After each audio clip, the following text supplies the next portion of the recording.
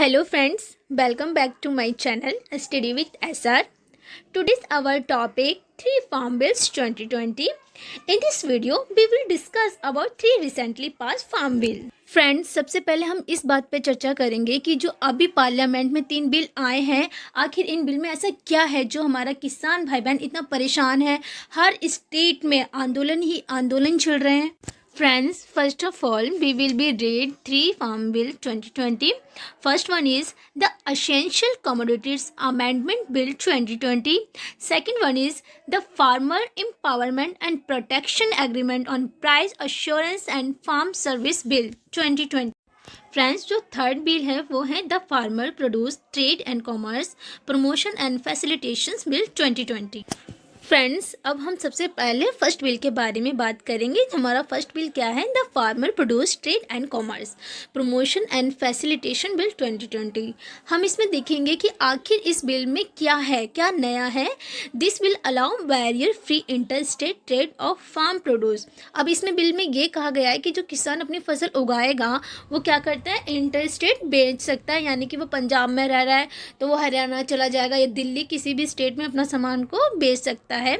आगे क्या है? The farmer can eliminate middle man and sell directly institutional buyer at price to be agreed between them. अब इस bill में ये नया आ गया है कि जो मिडल मैन होते हैं किसान और जो कंज्यूमर है उसके बीच में, उसको हटाने की बात की गई है। पंजाब हरियाणा में जिसे अड़तिया बोलते हैं। जैसे कि हमें पता है कि जो पार्लियामेंट में 3 बिल पास हुए हैं उनका ऑब्जेक्टिव है किसान को प्रोटेक्शन देना और उसे एक्सप्लॉयटेशन से बचाना। बट हम पहले थोड़ा बैकग्राउंड देखते हैं। After the independence in 1947 farmer directly use to sell their agriculture produce to the consumer. जो किसान था वो अपना जो प्रोड्यूस होता वो डायरेक्ट कंज्यूमर को बेच सकता था। बट उस टाइम क्या थी, जमींदारी सिस्टम था। जो जमींदारी सिस्टम था उसने फार्मर का इतना एक्सप्लॉयटेशन किया कि बहुत ज़्यादा वो किसान बहुत परेशान होता था। क्या जमींदारी सिस्टम में होता था कि जो किसान होता था उसकी ऐसी सिचुएशन होती थी कि वो मनी लेंडर से पैसा लेने के लिए मजबूर हो जाता था और मनी लेंडर उस पर इतना हाई इंटरेस्ट लगाते थे जिसके नीचे बेचारा किसान दब जाता था, वो चुका ही नहीं पाता था।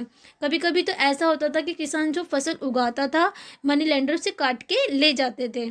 फ्रेंड्स, उस टाइम जो हमारा फार्मर था उसका इतना एक्सप्लॉयटेशन हो रहा था जिसको देखते हुए हमारी गवर्नमेंट एक एक्ट लेकर आई जिसका नाम है APMC. आगे हम APMC के बारे में डिटेल में पढ़ेंगे. Friends, APMC agriculture produce marketing committee, ये एक मंडी होती है। इसमें क्या होता है, ये जो स्टेट गवर्नमेंट इसे रन करता है। हर स्टेट का अपना APMC होता है। स्टेट अपने एरिया के अकॉर्डिंग इसे डिवाइड करती है। हर एरिया की एक स्पेसिफिक मंडी होती है। मंडी से अगर सामान लेना है तो उसका लाइसेंस एक्वायर्ड करना पड़ता है।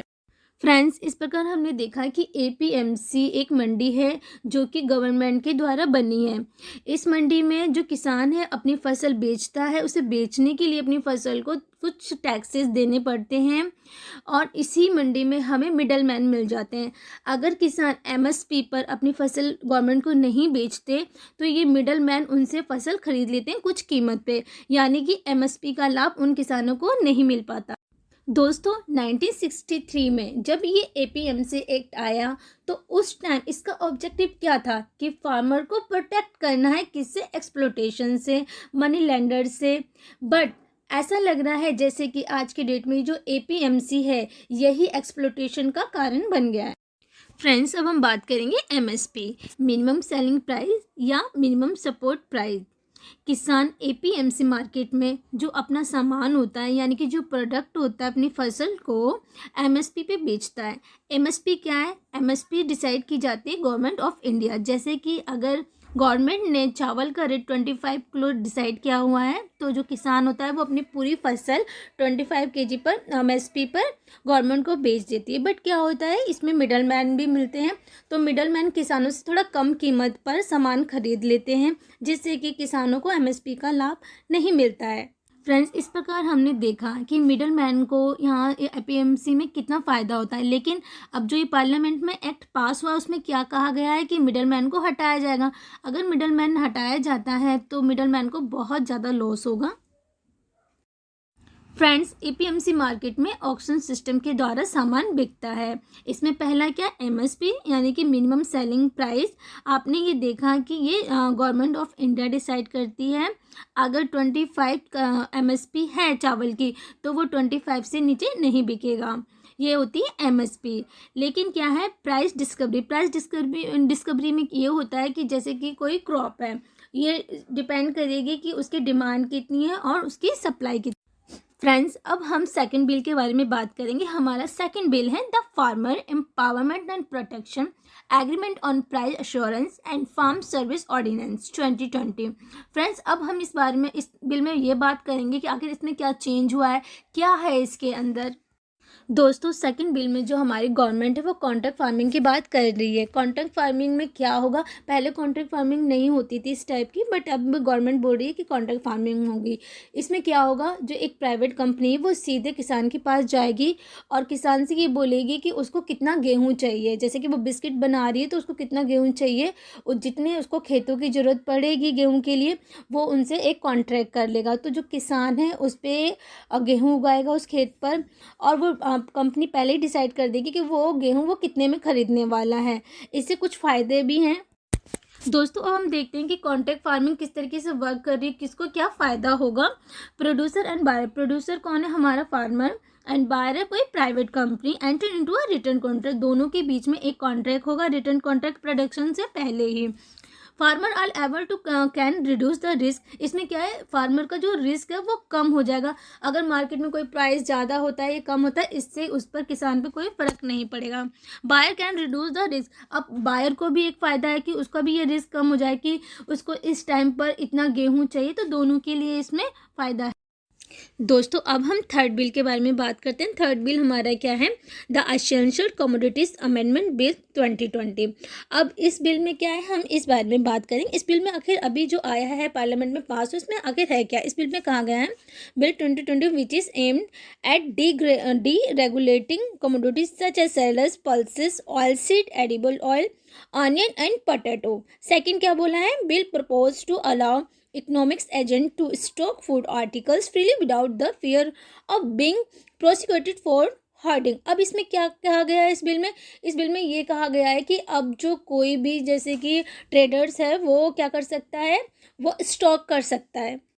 फ्रेंड्स, कृषि सुधार के नाम पर लाए गए आवश्यक वस्तु संशोधन अधिनियम विधेयक 2020 को मंजूरी दे दी गई, जिसके जरिए अनाज, दलहन, तिलहन, खाद्य तेलों, प्याज और आलू जैसी वस्तुओं को आवश्यक वस्तुओं की सूची से हटा दिया गया है।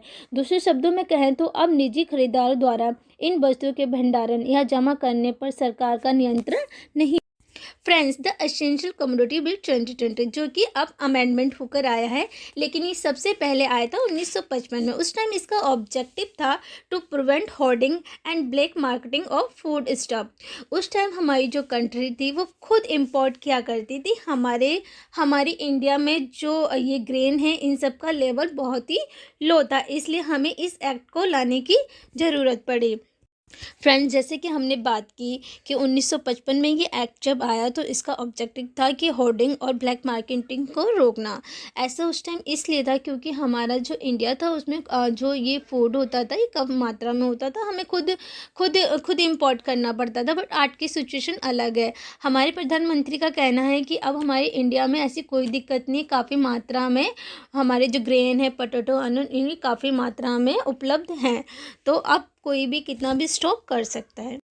Friends, the amendment in introduces a new subsection 1 है in section 3। Under this section the supply of certain food stock can be re-regulated only under extraordinary circumstances, जैसे कि war, famine and natural calamity.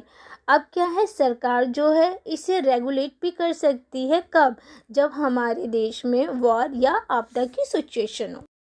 Friends, अब हम बात करेंगे 7th schedule. इसमें 3 list हैं, first, second, third. First list है centre, यानी कि इसमें सेंटर कानून बनाएगी, और सेकंड लिस्ट है स्टेट, यानी कि स्टेट कानून बनाएगी। थर्ड है कंकरेंट लिस्ट, इसमें क्या सेंटर और स्टेट दोनों कानून बना सकती हैं। जो हमारा एग्रीकल्चर है वो आता है सेकंड लिस्ट में, यानी कि इस पर जो स्टेट को कानून बनाने का अधिकार है। अब हम कुछ आर्टिकल्स देखते हैं, जैसे कि 248 रेसिडुअरी पावर। अगर किसी लिस्ट में ना हो कोई टॉपिक तो उस पर किसका अधिकार होता है? सेंटर के पास। नेक्स्ट हमारा आर्टिकल है 249 power of legislation. National interest की बात आती है तो पावर सेंटर के पास चली जाती है। फ्रेंड्स, इस प्रकार हमने पार्लियामेंट में पास हुए तीनों बिल के बारे में चर्चा की। Friends, thanks for watching. अगर वीडियो पसंद आया हो तो लाइक करें एंड सब्सक्राइब करें।